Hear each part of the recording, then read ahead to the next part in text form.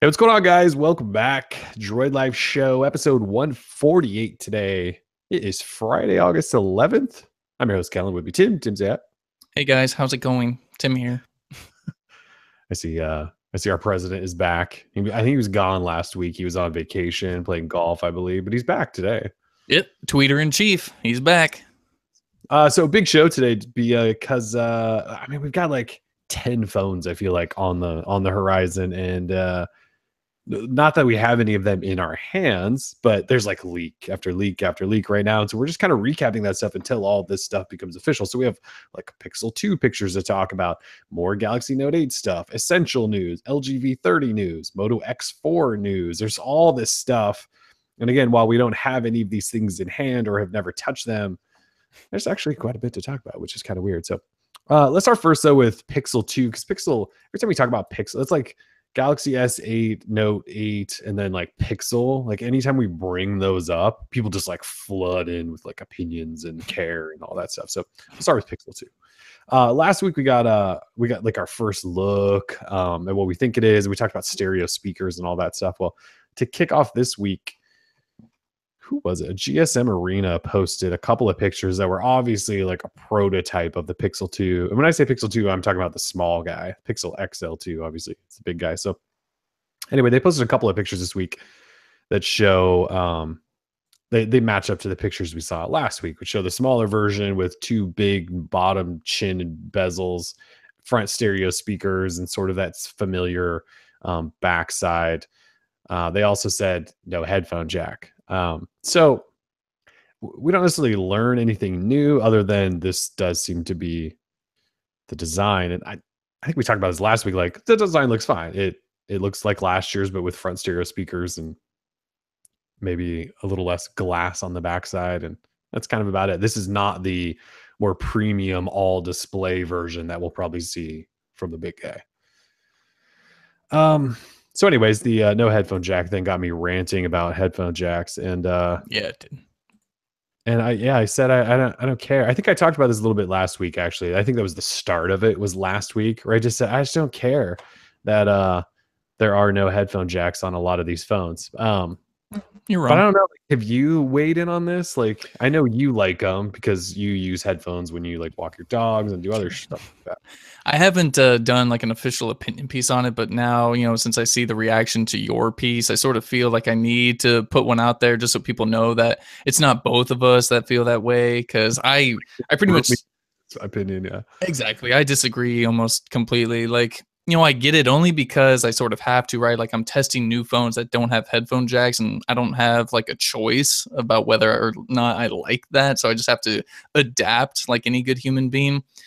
But I definitely like headphone jacks and I want them to still be a thing. Like I just don't understand. So really, I have a lot of feelings on it, but I guess here's my major thing is that headphone jacks were not a problem.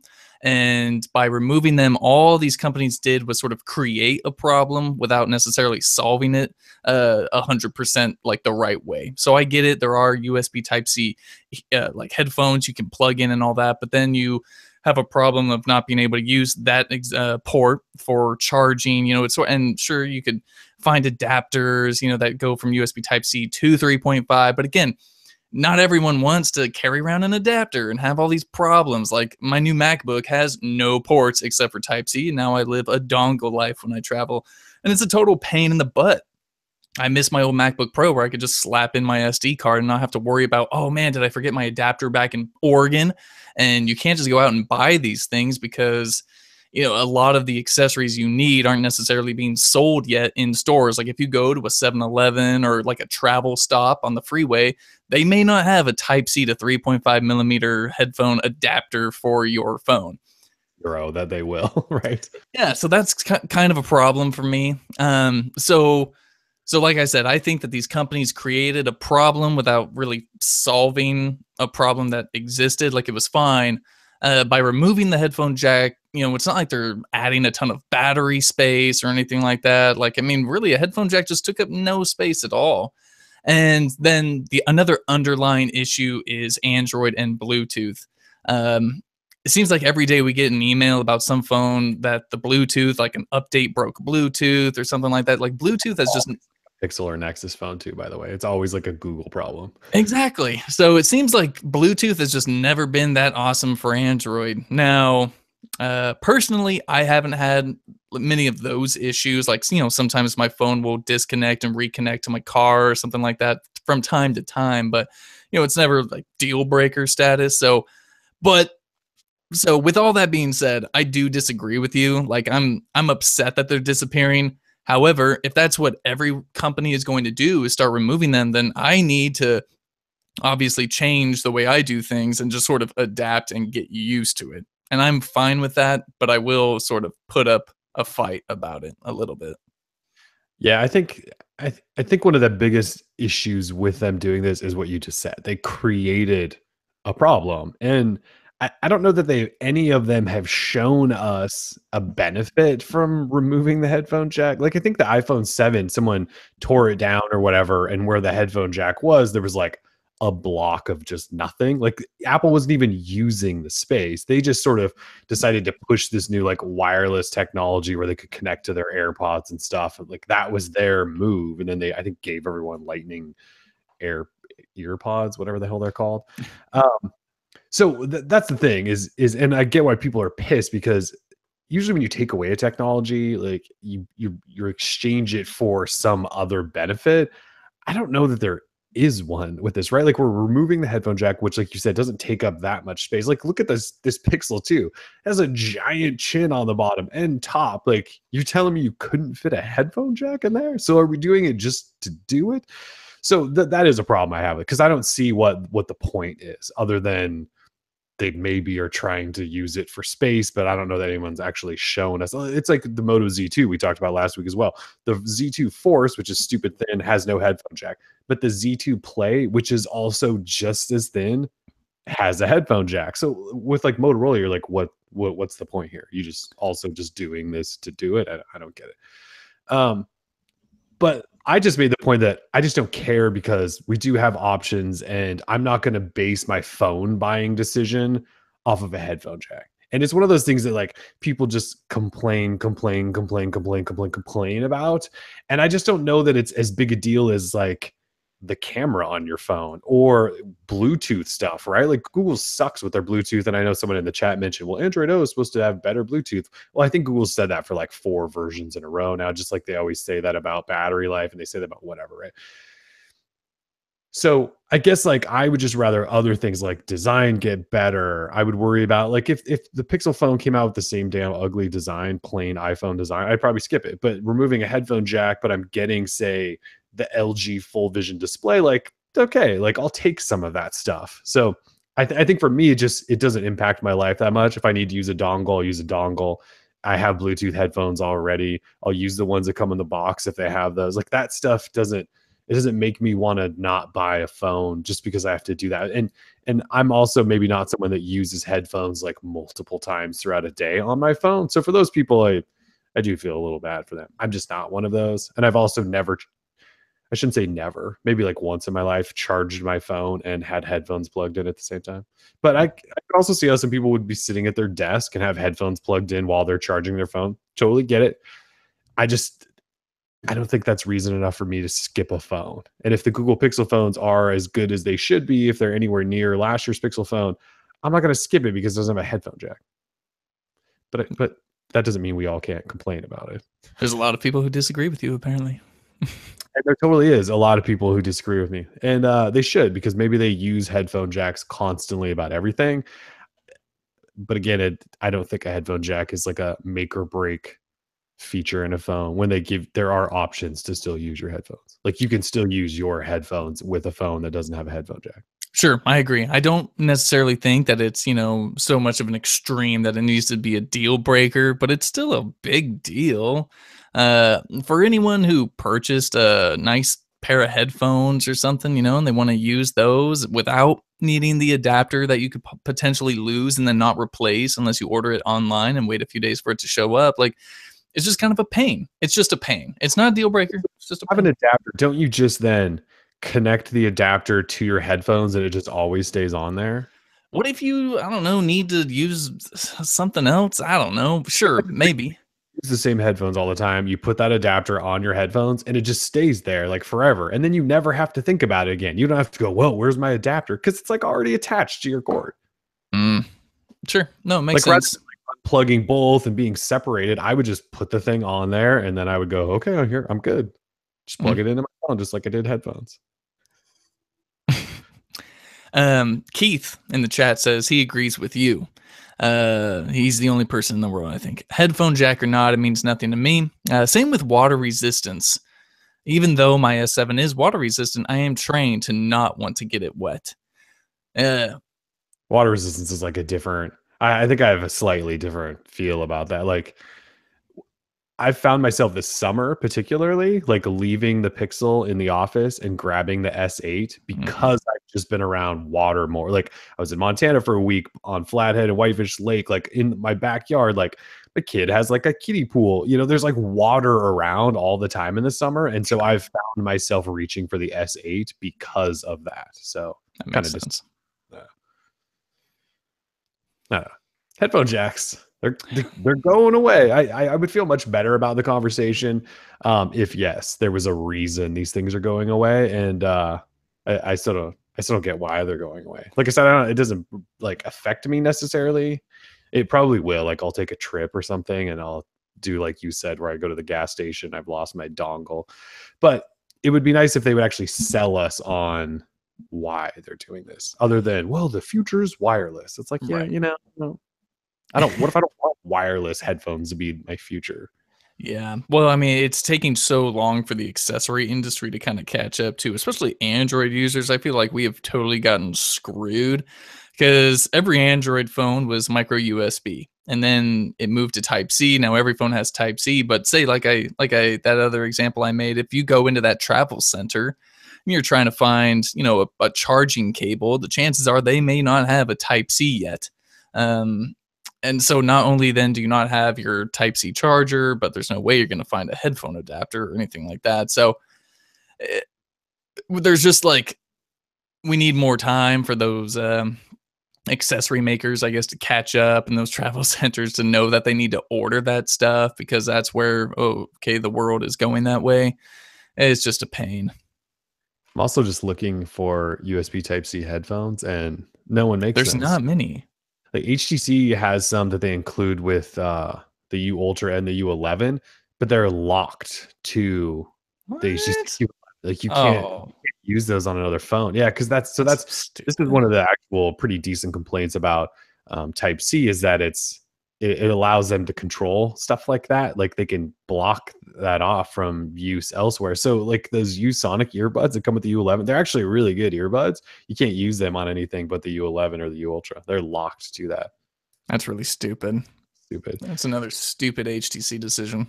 So like JBL makes some, and then the rest is just like a bunch of random company. I'm just looking on Amazon. There could be some elsewhere, but the rest is like companies I've never heard of before that sell USB Type-C headphones.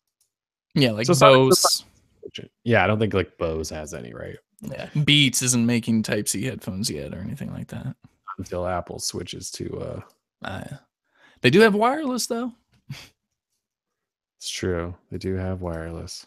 And Beats are the best headphones, just so everyone knows. They are the best. And you can't argue that. The top result for searching for USB Type-C headphones was Skull Candy's $10 buds, and they are not USB Type-C. Oh. And then some Sennheisers, which are also not Type-C. The other problem, too, you can't find dongles anywhere. They're actually any good. So, like, Motorola was selling their own, I think, and I don't know if you can buy their own. HTC was selling their own, but it's been sold out, I think, on their website for a while. So that's another problem, right? Is the dongle situation isn't good either. No one's making, and if you go on Amazon and look at the Type-C to 3.5mm dongles, most of them are rated like 2 stars because everyone says they don't work because there's like proprietary headphones and they don't work. So there's like a whole bunch of problems. Like if Google and these companies want to force us down this road, you have to give us, like we said, it'd be nice if they give us a reason why. But if you're just going to do it, you better have options out there. Like there better be good dongles that we can buy. There better be headphones that work. So far, we don't have any of that. Dongles. All right. Anyway, so I also, well, we'll talk about this a little bit later. Let's talk about Galaxy Note 8 real quick. All right. So Galaxy Note 8, we know it's coming, what, the 23rd? Yeah, 23rd, it'll be announced, and then it may not show up for 3 weeks. So we just got a new picture of it today, or not today, this week, of a live working device. Definitely some sort of prototype that has markings all over. I'm pretty sure somebody got fired over this. Yeah, we didn't necessarily learn anything new. It reminds me, so I pulled out the Note 7 that I still have in a box here and held it today, and I looked at it, and this Note 8 looks like a Note 7, because the Note 7, right, was still kind of squared off. It just has that infinity front dual camera. Right. So anyway, we got real life pictures of it in the all black, and it looks like a squared off S8, right? Yeah, it looks pretty cool. If you thought the S8 and the S8 Plus were all, I mean, if you just want like a slightly bigger and squared off S8 Plus, then the Note 8 is for you. And it comes with an S Pen and dual rear facing cameras. This phone's going to be packed full of goodies. It's going to have probably everything. Yeah. Yeah. There's something that it's not going to have. Probably, I mean, Stock not really. Android? Yeah, other than, stock Android or something, or updates regularly. I looked yesterday, the Galaxy S8 is still on 7.0. Never did go to 7.1. I'm assuming they're just going to skip 7.1 and go to 8. Nah. Because 7.1 brought the app shortcuts where you could long press, right, for app shortcuts, and it brought new emoji and stuff like that. Like 7.1 actually introduced some new stuff. There's some key changes, I think, and it never got 7.1. Well, that sucks. It does kind of suck. But so the Note 8 will probably launch with 7.1 then, I'd imagine. This will launch with 7.1, and then it'll get 8.0 in 7 months or something like that. But it'll be good. It's going to be dope. It'll be dope. I wonder if they'll change the software much. Probably not. Probably not. All right, in essential news, Essential still not available.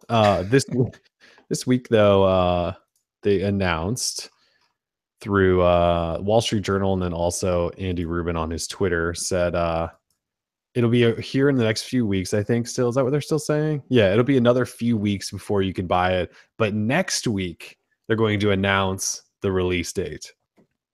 So they announced the date that they'll announce. I hate it when companies do that. I hate it so much. So we don't know anything other than that. And then Andy Rubin chimed in and said, we're in, what did he say? Full mass production. That's how he described it. And he posted a bunch of pictures of it, of like phones on racks in like a manufacturing environment. But he called it full mass production. That's funny that's how he phrased it. Yeah, and it's going to be sold through Best Buy. We knew that already, but also Amazon. So they picked up 2 big retail partners there, and then you can get it through Sprint as well. I'm getting sort of phone, but I'm getting sick of it. Oh, it's hard to stay excited, right? Yeah. I'm not a big fan of this whole hype train thing they got going on, where they're sort of teasing and like, oh yeah, we're going to have the announcement date soon next week. And then we're going to have like these little events and stuff. Like, like you announced this phone, 2 months ago? I'm sort of like over it.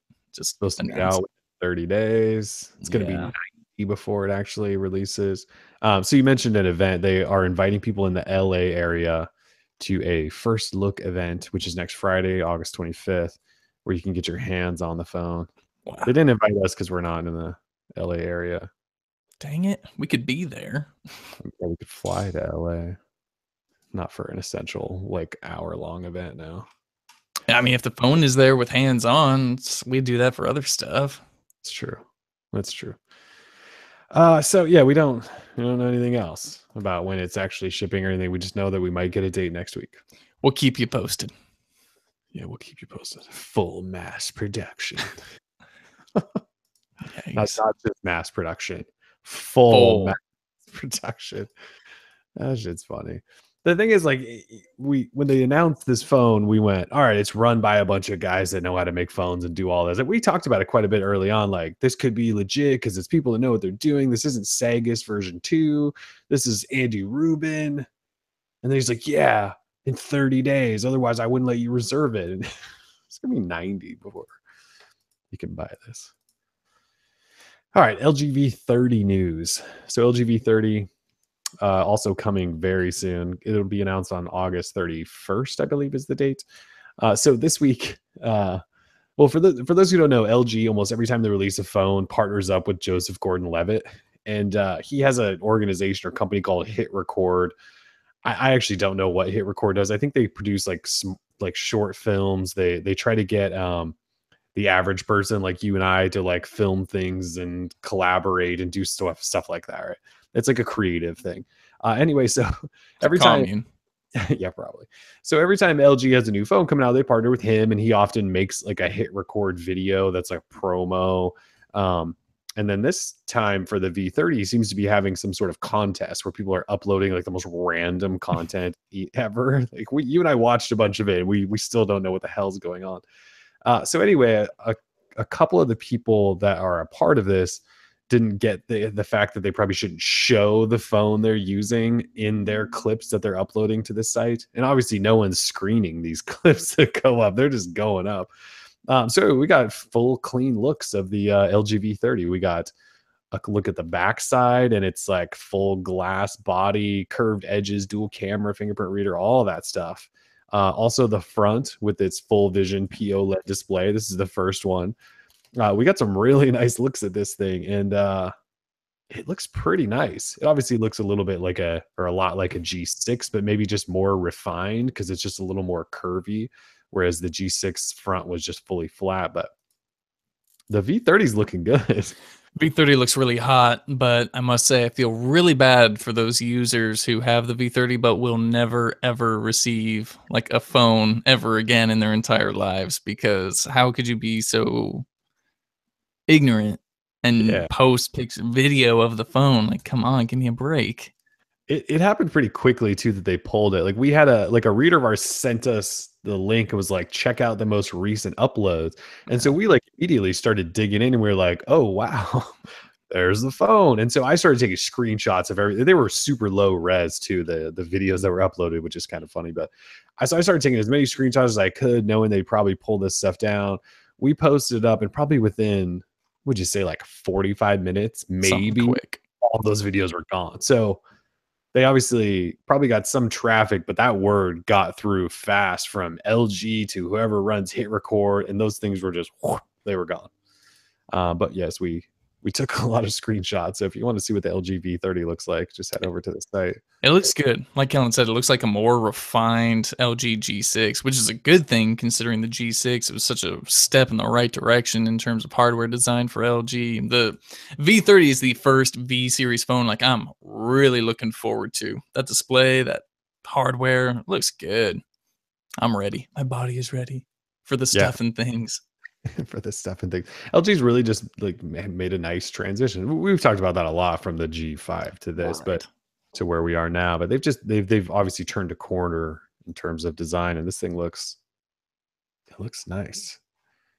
So they also confirmed some stuff this week. LG did. Well, the name for one, it is the V30. So it's funny. Like LG has obviously multiple PR arms and groups that talk to press, and they announce info and all this stuff. So on August 8th, which was I think Tuesday, they announced that their phone is the V30. Except they didn't really announce it, except through this like LG social blog of theirs that's only in Korea. On the site, they actually called it the V30. Hmm. And that was like a day before they ever announced that stuff through their US press. It's just so weird how that works sometimes.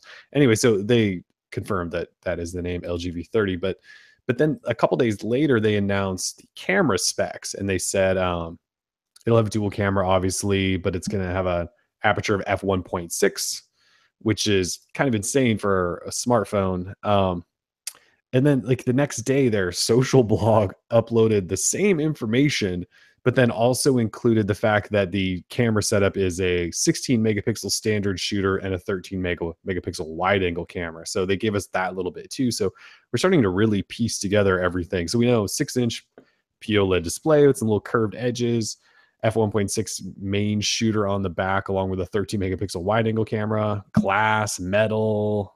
It's shaping up to be quite the phone. I'm looking forward to it. Yeah.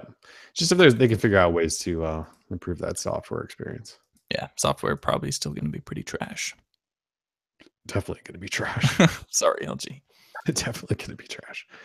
I should fire up the G6 now just to look. Every once in a while, I feel like every year for the last couple of years, I always kind of go, all right, maybe I should dive back into an LG device. A lot of times it's when something new is coming out from them to like refamiliarize myself with what they're doing, and usually lasts about a day. Like I remember last year I picked up the G5 again because the G5 like in hand actually was a pretty good size.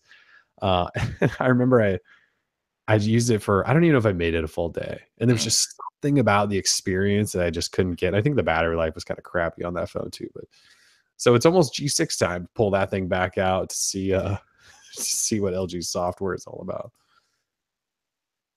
All right. Moving on from there. We're just hammering through these things. So Moto X4. I don't know if we've ever talked about the Moto X4 on the show, have we? Not yet. So the Moto X4 is a phone that well, I think it first leaked. Where was that? I don't have a link handy. Anyway, it's been like a couple of months now. There's this picture floating around that was like from a Motorola training session, and it listed out like the Z, then the X, then the G, and then the C, and then the E or something. It was this board basically. It snapped a picture during a Motorola training session, and it started floating around. So we kind of knew the lineup of phones that were coming from Motorola, and that was the first time we'd seen X in a couple of years, really, because they abandoned the X, kind of replaced it with Z. Although they did tell us, I think at the time, that the Moto X wasn't dead, and we were kept saying, well, that doesn't make sense. Anyway, so Moto X4 is what the phone will be called. We're pretty sure, even though it's 4th gen. We think it'll be X4, just like G5, E4, that whole thing. And it started surfacing this week. And the first pictures were from a Brazilian outlet who like dove into one of those like FCC type regulatory agencies down in Brazil and found pictures of this phone, the Moto X4. It's all black. It looks a lot actually like the all black shiny. Is it the jet black iPhone? Is that the one that's really shiny? It just reminds me of that. It looks really polished, really nice. And so, yeah, they posted some pictures of it, and I kind of ranted about that, how I don't really understand why Motorola needs 15 different lines of phones. But today we got another pictures, a press render of it. And I got to admit, it's starting to look pretty good. Although the camera thing on the back is ugly as hell, but the rest of it, I think it looks pretty nice. All glass body. No. Black. There's even kind of a weird blue color. You're not feeling this phone at all, are you? Look at that. What bugs me is the Moto logo that's right above the display and underneath the like front earpiece. And I don't know. I'm just not a huge fan of those colors and that total like the rear facing camera that's like glary and sort of reflective. Like, nah. Also looks like it has sort of a rough, ridgy edge to it too. It does. Like it's kind of textured or something. I'm just not a fan of the look of this. I'm sure it's a fine mid-range device, but it's not for me.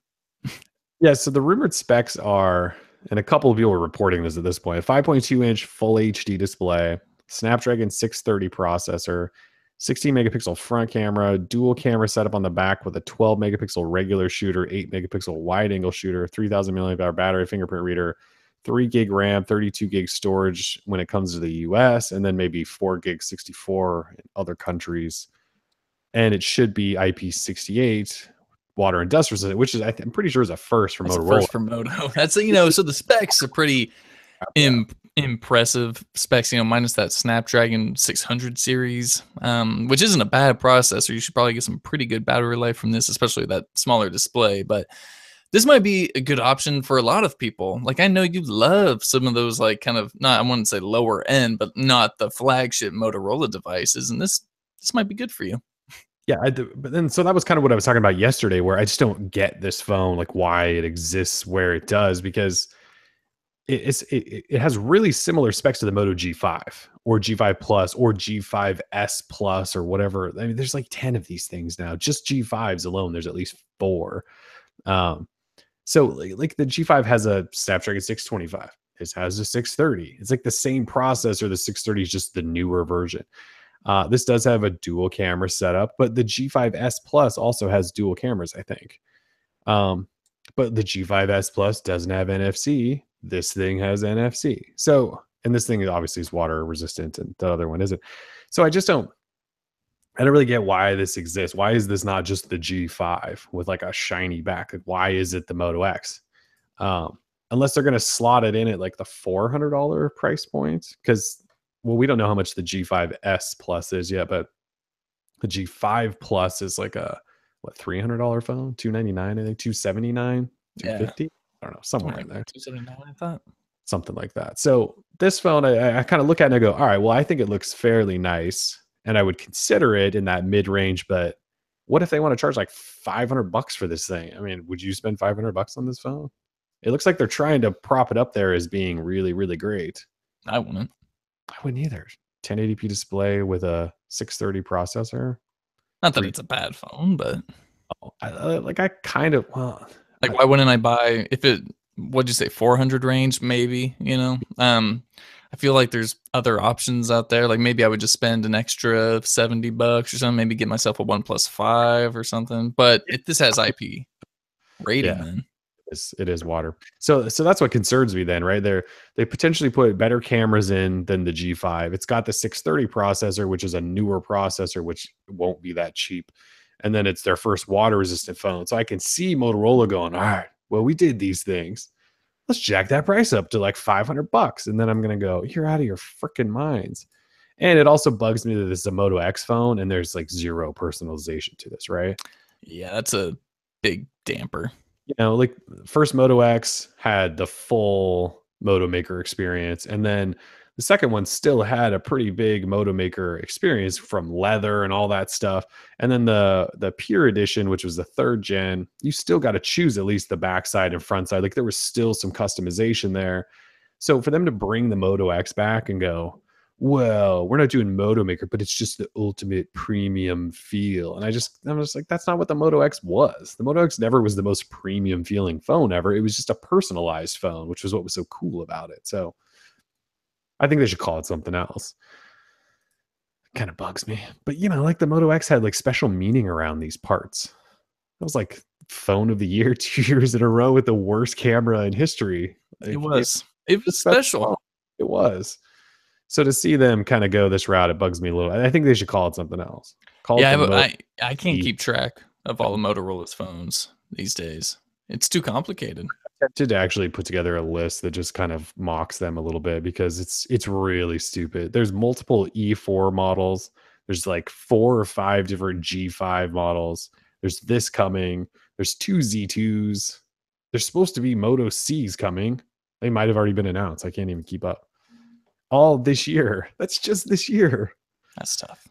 So yeah, if this phone's like $400, it might be worth it. Otherwise, it's hard to get excited about it. They needed to bring the actual Moto X back with some Moto Maker and stuff and let you get busy with the design.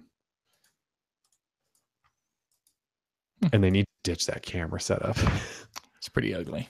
Camera thing. And, you know, they're doing it on all their phones. Like the Moto G5, I think when it first leaked or was announced at MWC, I think I kind of made fun of the really cheap looking design because that camera thing, and they just keep pushing ever since last year's Moto Zs, right? That had that thing. Like the Z2 still has it, the little puck. Little puck. I get why the Moto Zs have it because it's a skinny phone. You want to have a big camera sensor, and then you want to have Moto Mod. So it has this puck, but why does the Moto X4 have a puck on the back? That's not a design highlight. I'm sorry. That doesn't look attractive. All right. All right. So what I skipped earlier was I made the argument yesterday that before you go out and buy Galaxy Note 8, LG V30, even the Essential phone, you should probably wait until Google unveils their Pixel and Pixel 2, because I just have this feeling. I think we talked about this a little bit last week where I said I really wasn't excited for the Galaxy Note 8. I think these Pixel phones are going to be, I think they're going to be really good. Like, ignore the headphone jack stuff for a second. Like, they're the first phones. And I talked about this in December of last year when I said that 2017 was going to be awesome for phones. Google actually had time to really design a phone, really make a phone their own. Whereas last year, we know they got rushed because Huawei was like, no, see you later, mid like production or something of the first Pixel phones. HTC stepped up and gave them a bunch of shells of like old 1A9s that they had never sold. And we got these Pixels that looked like iPhones. So this year, I think they're going to give us a bigger, badder display. We'll get the performance. You'll get the software. They're throwing in squeezy things. We'll probably get water resistance.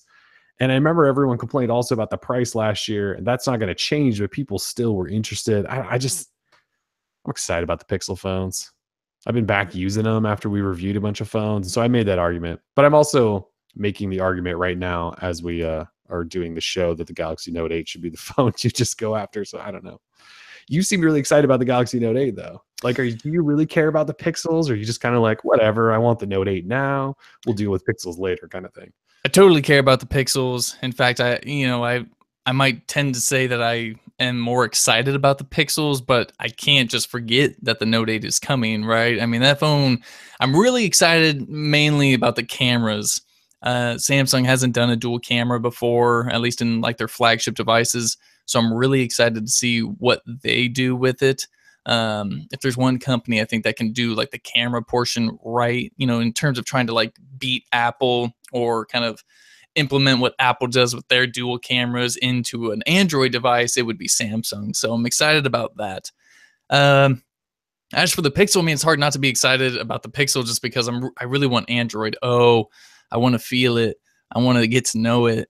And then, just the update thing, right? So while the Pixel is going to launch with Android Note 8, I'm assuming, is going to launch with Nougat still. So it's already going to sort of be old news. And then I would have to wait for the Android O update next year, like Christmas time, maybe. It's just no one knows.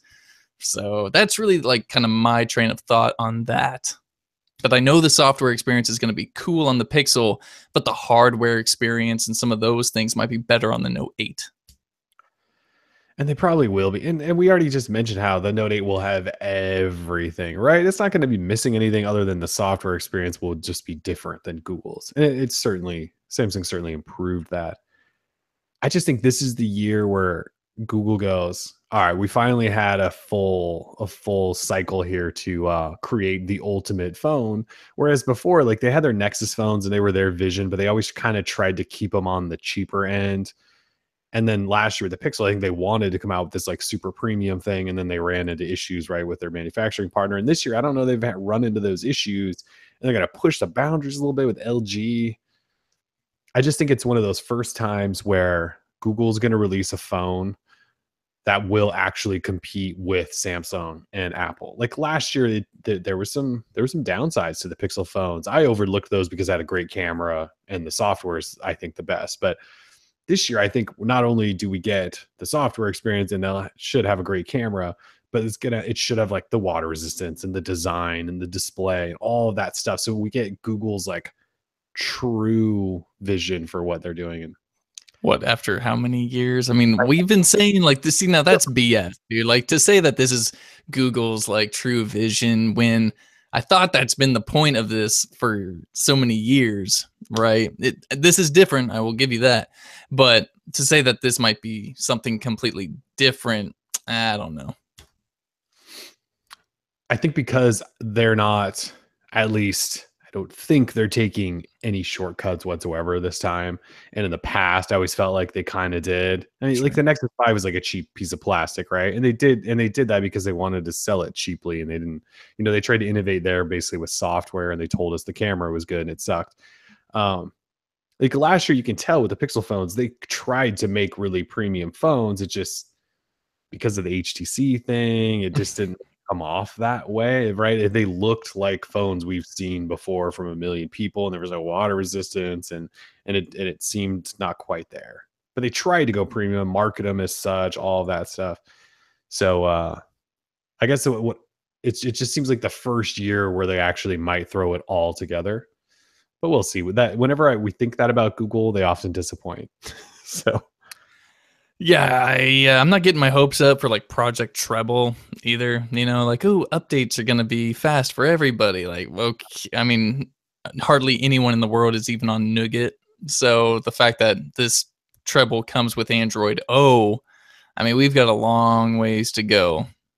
So Yeah, the Project Treble stuff, I don't know that we've mentioned it much, but it's probably not going to do anything. Do you really think Project Treble? So I made a little bit of an argument about how you'll get these updates, and Google said, Project Treble will help people, but it's not going to help. I don't think we're going to see anything for a couple of years, probably. it might You have, help you and I, who are always updating new phones. but those people that, if you buy the Note 8, it's not going to have trouble. Like, you're not going to be on O. If you buy the V30, there's a chance the V30 will launch with O. Because they've tried to do that with Google, I think, the last couple of years. But you have to go from O forwards to get treble so that your updates can hopefully be a little bit faster. But the Note 8 is not going to launch with O. And all these other people that are not on O for a while, that's not going to happen. So we're not even going to see O or Project Treble be a thing for like 2 years. Like, we need to look back at the numbers in 2 years and go, oh yeah, it actually did help. But when there's carriers and manufacturers still involved, I don't have a lot of hope there. Yeah. All Companies right, so like OnePlus. yeah, companies like, yeah, we need to talk about that. Well, we haven't written it up yet. That's why it's not on there, but we should talk about that.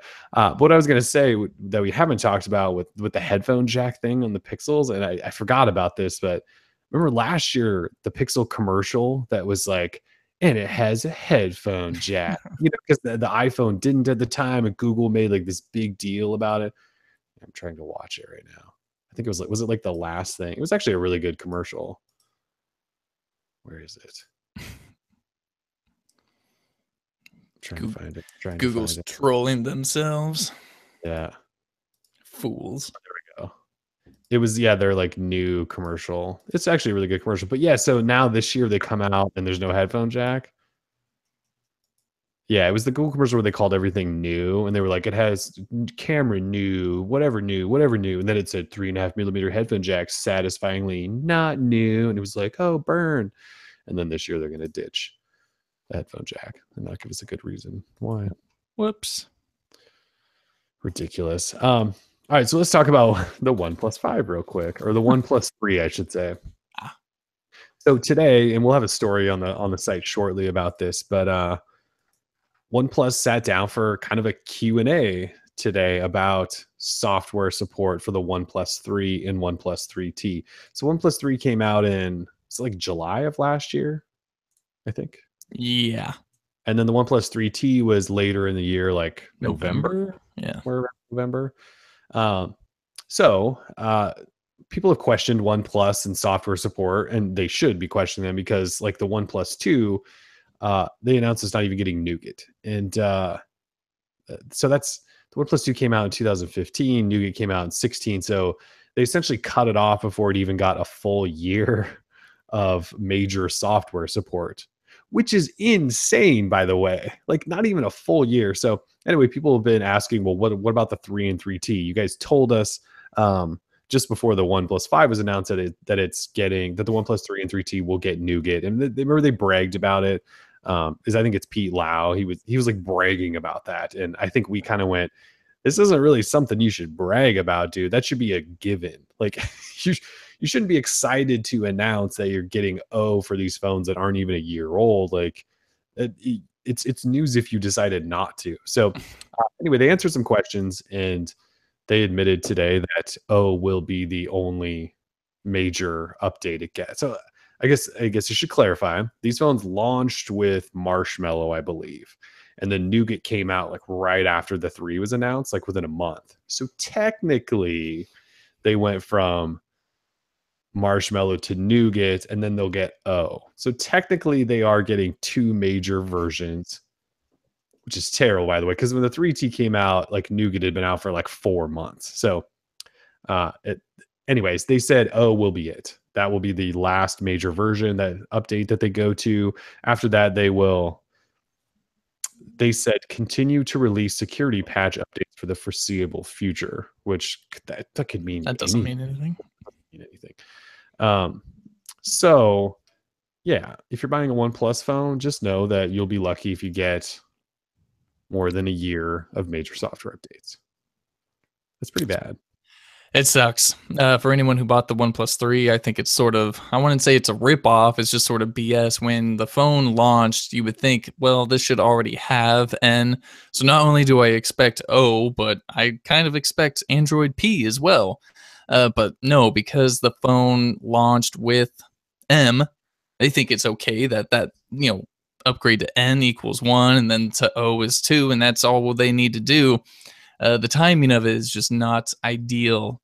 Timing looks bad. Yeah. Yeah, the timing looks bad, but there it is. I mean, what can you do, right? Maybe Not enough. by their.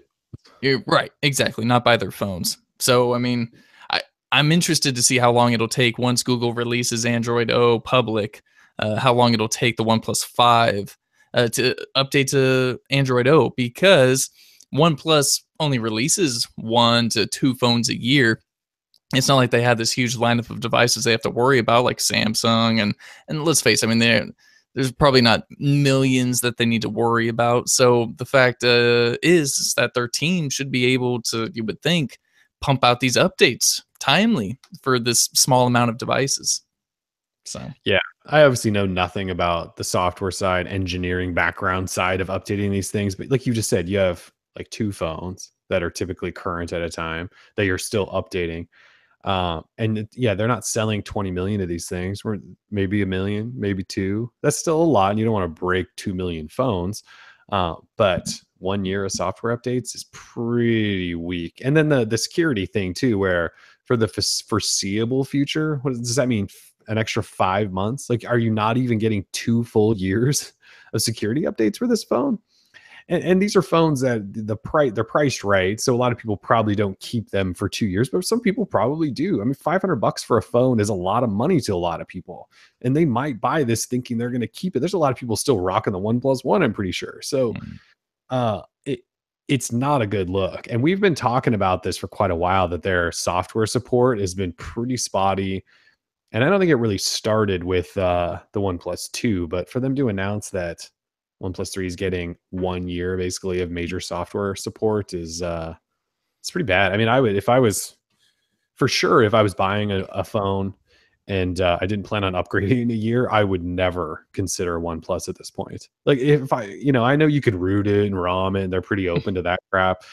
That's not official support, so not good for OnePlus. We'll have a story on this shortly, but. yeah. Samsung Shield posted in the chat, remember when OnePlus did that sexist contest? Yeah, actually not too long ago, I looked back and was like, oh man, I mean, this company has made a few mistakes, PR mistakes. Thankfully, they always try and be transparent and like, yeah, we screwed up on this one. We're going to fix it, blah, blah, blah. But you can't help but feel embarrassed at times for OnePlus, but they're making it. They're still doing good. Like the OnePlus 5, I'm using it right now. Like, it's still a good phone. I like it. So Picture is nice. Yeah. That's the thing, is their phones are actually really good, but they need to support them for more than a year. Yes. Terrible. Yeah. All right. Galaxy S8 Active announced this week. Seems weird. Doesn't even seem like news, because I feel like we've been talking about this phone since the regular S8 was announced however many months ago. But the Galaxy S8 Active is official exclusively for a limited time at AT&T. I don't know what that means, by the way. In the announcement, it said for a limited time. We've never seen an Active go anywhere else. Do you really think anyone else is going to pick this phone up? I don't really think so. Do you? It's entirely possible. I guess it is. I know people have complained for a long time about the Actives being exclusive there, and they said, like, if this was on Verizon, I would buy it or whatever. I have no idea if anybody else will pick this phone up. Kind of doubt it. The Note's on the way. The S8's kind of old news in the terms of, like, you walk into a store and want the newest of the new. Yeah. Maybe though. If you want a rugged, tough phone that actually isn't a Kyocera piece of garbage, this is the one you would want, I would think. What did you just say about Kyocera, my favorite smartphone maker? Sarah over here, yeah. Do not, you can't talk crap about my Commando G Zone or whatever the hell they were called. Googling Kyocera smartphone right now. Yeah. Brandon in the chat is asking, has anyone heard about the Google Assistant update for NVIDIA Shield TV and Shield Spot? I can tell you, I need to Every month they do like a Twitter update, like, no, we haven't heard about the Shield Spot, and no, we don't know when it's coming. Google Assistant for Shield TV should be coming late summer, so soon, before summer is over, which is like, I'm looking at my wrist where my watch should be. Summer? Sorry, yeah. Sorry, no, it should be soon. So we actually think it's coming soon. Did they tell us summer? Late summer is when they said. So we're close. So it's come when Android O is announced. It's going to come as a part of Android O for Android TV, don't you think? Yeah, that makes sense. Because that would be late summer. There you go. There it is. Breaking. You heard it here first, folks. We cracked the mystery. We apparently did. All right. I've been waiting for that damn thing. I want to use Assistant on, although I feel like the microphone on the newest Shield TV is terrible. It's so slow and never works. I shouldn't say never, but hardly ever. Yeah, sometimes it seems a little buggy. Like I'll be inside of Google Play and I'll try and work the microphone and it just doesn't like pick up what I'm saying or something, you know? And I'm worried that when I start saying the hot word, you know, I got tons of devices that may go off. I don't know. I'm just what I want is Spot, but we're thinking like holidays maybe. But if it is holidays, like that's crap. They announced that thing at CES, and that really pisses me off. Yeah, I don't want Google Homes around my house. I just want Spots everywhere. Yeah, Spots. Yep. Yeah, I wish those things would come out. Those were one of the cooler innovations of the whole year, I would say. Those little Spot things. I wonder why they can't get those ready. I would have thought they would have. I guess probably part of it is they need. Well, no, they could have. I guess Google hasn't really opened up to third party, right? The assistant stuff with Google Home. They haven't opened that up to anybody. So NVIDIA needs them to like probably publish something publicly that allows them to do that. Like putting the API on the hardware itself? Yeah, I don't think so. I mean, stuff is like, you know, supports Google Assistant, but yeah, I don't know if you can actually make hardware that has Assistant on it. Right. So if that's not actually a publicly available thing, then there's part of the problem. So hopefully when Android O comes out, they also open up Assistant to more things. And then NVIDIA goes, look, because I would imagine when NVIDIA announced that, don't you think some other partners in the industry were like, what the hell, Google? We could have made that. And you're going to let NVIDIA just kind of have this exclusive on this thing. So hopefully NVIDIA patented the hell out of it because it's a brilliant idea, but I would imagine there's other partners that probably want in on that opening of Google Assistant to put in their own hardware. So we kind of need that to happen, right? Yeah. April 27th is when they put up the SDK developer preview.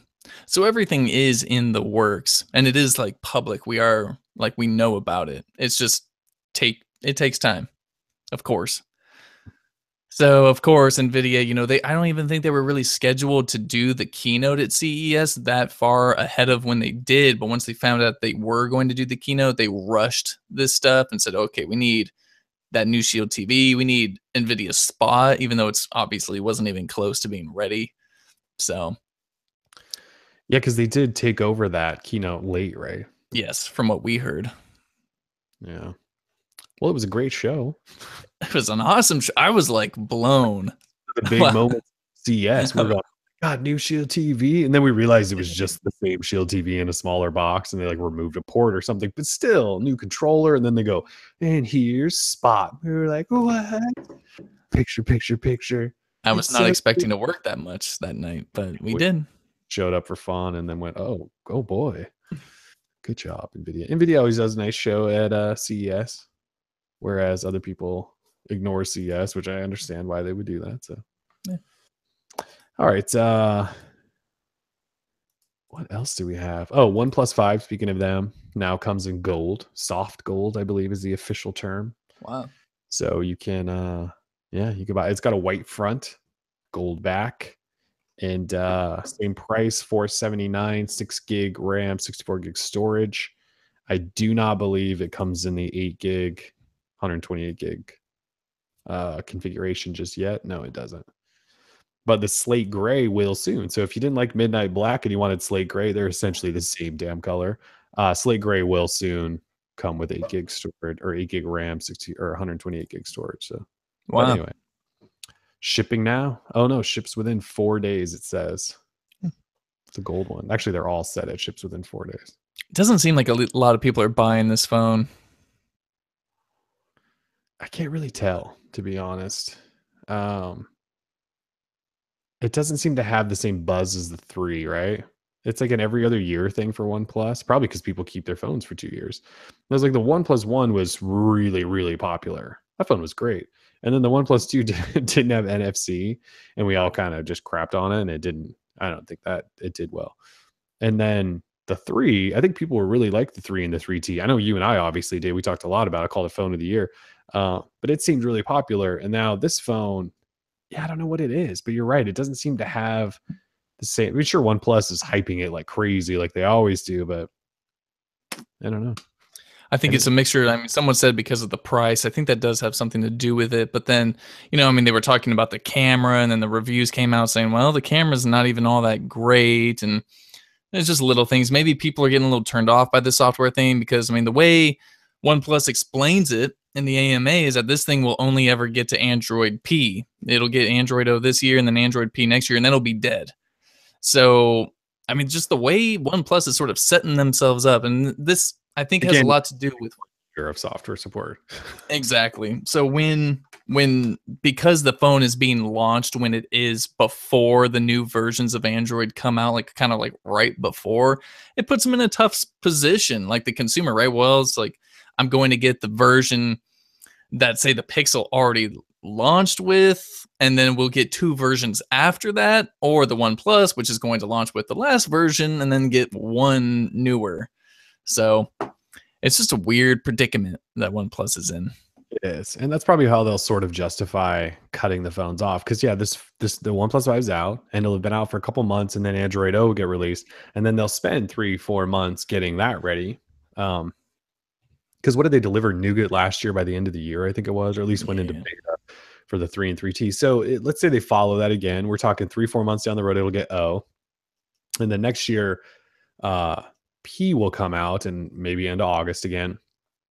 And so then OnePlus will spend the next 3-4 months getting that ready. So then they are, I mean, it's over a year then, right? We're like at 1.5 years of software support. And then if they were to do it again 1 more year, you're kind of like at 2.5 years of support. And they certainly aren't about to do that. So you're right. A lot of it probably is the timing, just because they release a phone 1.5 months before the new version of Android comes out.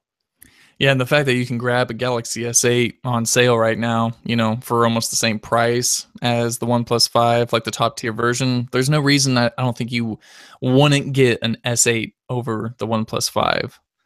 That is one of those things. The S8, it's always on sale. I don't know what that says about Samsung. Maybe their margins are just that good on this damn thing that they can keep doing that. But it started out, the S8 was what, $750? 50. Yeah, and the S8 Plus was $850. Yeah. And yeah, you could get these things for under $500 a couple of times already. Like we had the like $150 discount plus some trade-in offer stuff. I actually picked up an S8 Plus unlocked one for like $475 or something, because I had a Note 5 or something that was sitting in a drawer that hadn't moved, and it was a $300 trade-in. So I had $150 off plus $450 off of an S8 Plus. That's you're like under the price of the OnePlus 5 for an S8 Plus. So kind of crazy. That's pretty good. Can't really beat that stuff. So I don't know. Maybe we should gauge interest there on the OnePlus 5. See how many people actually did buy it. I like that. Yeah. Let's see what else is going on. Oh, so we got new Android distribution numbers this week. And we posted those, and our buddy Dave Cove Dev, asked for us to put together like a chart showing adoption rates and stuff like that. And so I kind of went crazy and did like back through 2012, since that's all the numbers Google provides. And so we just put together a chart for it, and it definitely doesn't show that Android numbers over the years are getting picked up more quickly by any means. I'm no statistician, but I can see pretty clearly here that because Google's now on this yearly cycle, like manufacturers just falling further and further behind. Like there was a time when I think it was Jelly Bean, and what was right before Jelly Bean? Jelly Bean was ICS. I don't think it was ICS. It was gingerbread that was big, because honeycomb and ice cream sandwich weren't really around that long, I don't think. But Gingerbread was on like 60 some percent of all Android phones for a while there. And then the next time we saw a phone get up there, it was Jelly Bean. It topped out at like 65%, which is, I think at the time we just kind of went, yeah, but it's only 65%. Well, now no one's even getting to 40%. Like if you look at last year, like Lollipop Nougat or Lollipop and Marshmallow, they didn't even sniff 40% before they started the decline as the next version came out. So clearly we're not getting an increased adoption. And again, it's one of those things where every year Google kind of says, well, we did this to make updates faster. We did this. We created an alliance. We did this, whatever they do every year. It doesn't seem to matter. And this is kind of where I talked about earlier, where I had mentioned Project Treble. And that's kind of what we got started on. That was, I don't even know if that's going to help this, because the trend is bad. I mean, it's like manufacturers don't update these clearly in time before the next version comes out, because Google's doing this yearly cycle. And I'm not telling Google to slow down. I want them to keep doing this yearly cycle and keep doing this. It's not their fault these people can't keep up. These people. Yeah. There has been this train of thought, and I've seen this before, where people say the pie is getting bigger, so adoption looks smaller, but in reality, there's a ton of people, say on 7, like on Nougat. But in my mind, that's not necessarily the case, because what this is this shows us the entire pie, and it shows us what percentage of those people are on a specific build. And in relation to every other version of Android, there's not that many people on Nougat. And that's the problem, right? Where on, say, iPhone, there's a lot of people on the latest version. And that's the way I think it should be. Because that way, you're running the most, secure version of Android with all the features and all that stuff. I mean, that's the model you want. Not this one that is very kind of looks like a freaking child's finger painting. It's just not that good in my mind, at least. Right? I want the number of Nougat relative to how many people there are to be higher than, God, whatever it is right now. Like what's Nougat sitting at as of August? It's not even 20%, is it? It's like at 13% or something. Let me see. Which is, pretty good, I guess, but that still just shows 13.3%. And we're almost a year into it, though. That's so bad. And Android O is literally right around the corner. So it'll be here next week for all we know. And Nougat is at 13%. It's not even going to hit 20% before Android O comes out. Wade makes the beautiful math thing right here. 13.5% times 2.5 billion. I don't know what the times is. Like, I get what he's saying. He's saying that no, just because, it's a small percentage doesn't mean it's not a huge population of people. But like, that's not my point. I want the percentage to be higher. I want the base of Android users to be at a newer version of Android, not where we have Honeycomb or what is it?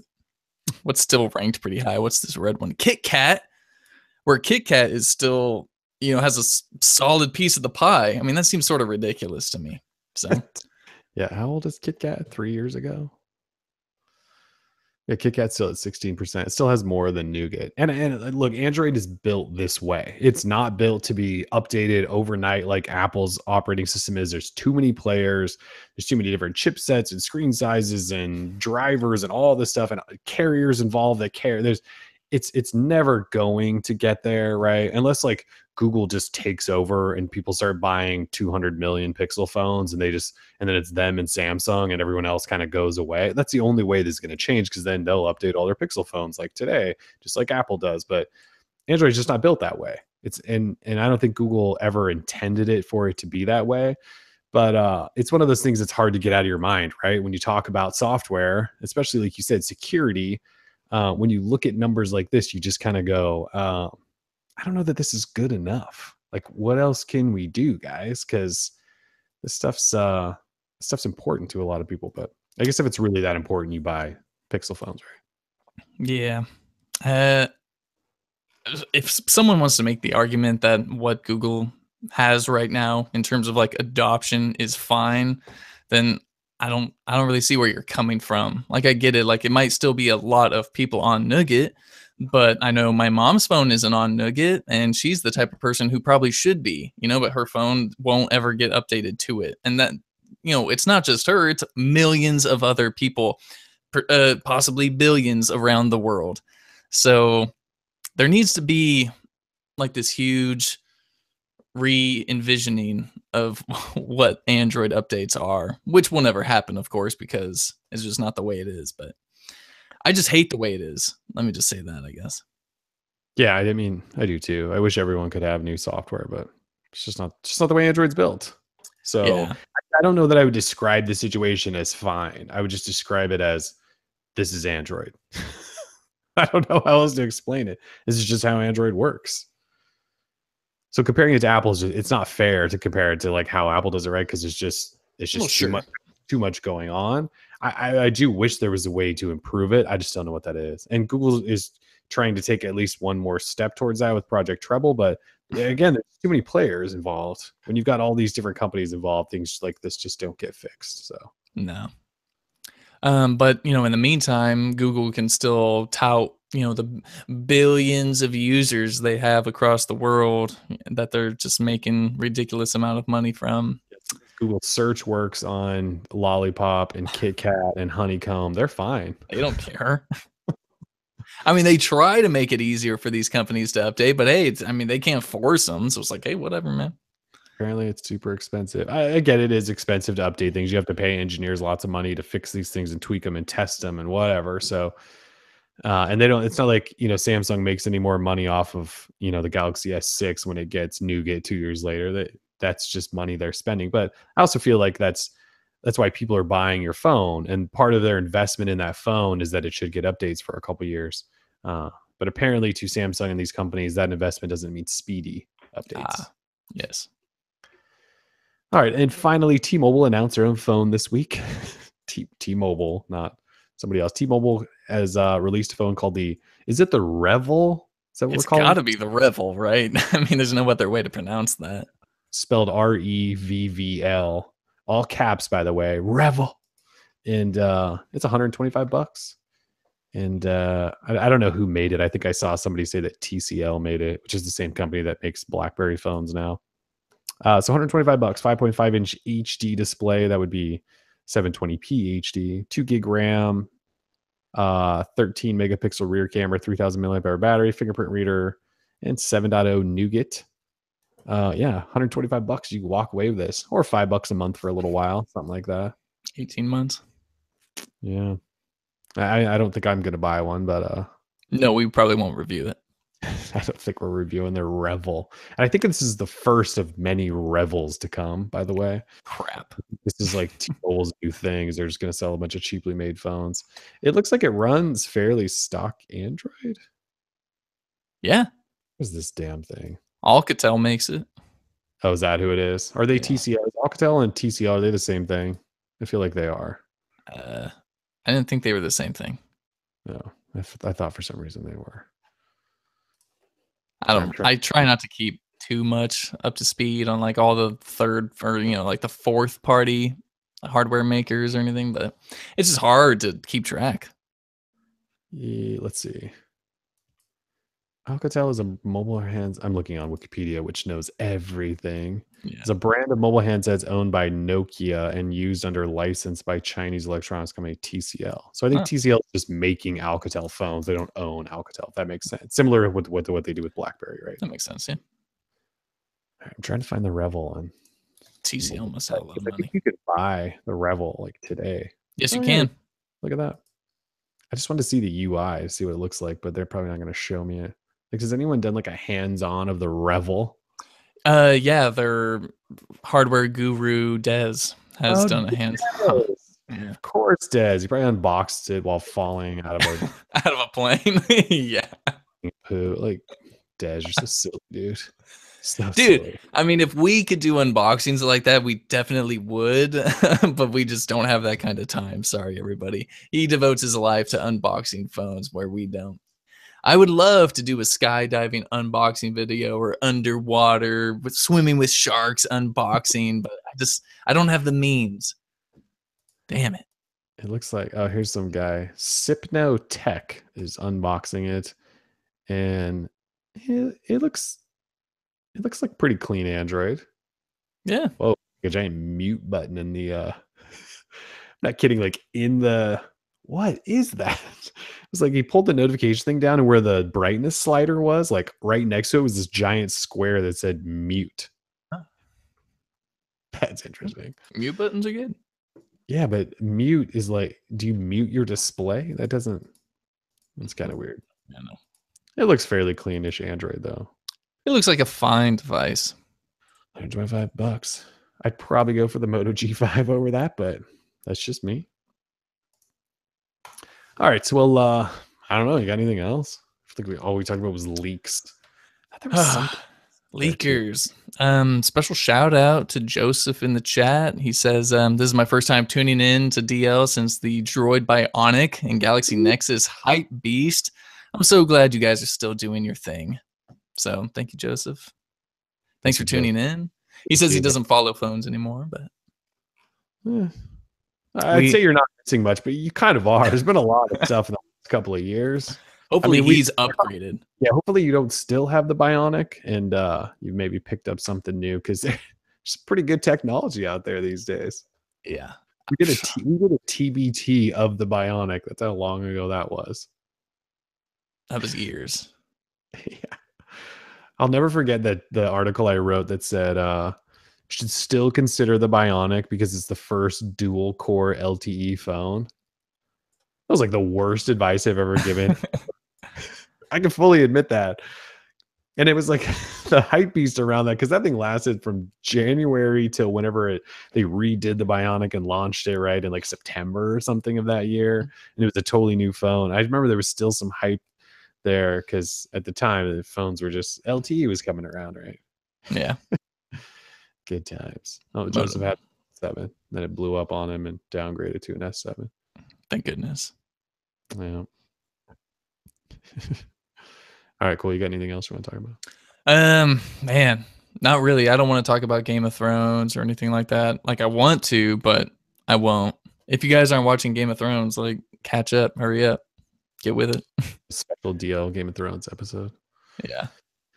Let's see what's going on next week. No phones next week still, right? Well, the Essential phone, we'll get a date for it, and then the week after that, we're in NYC for Galaxy Note 8.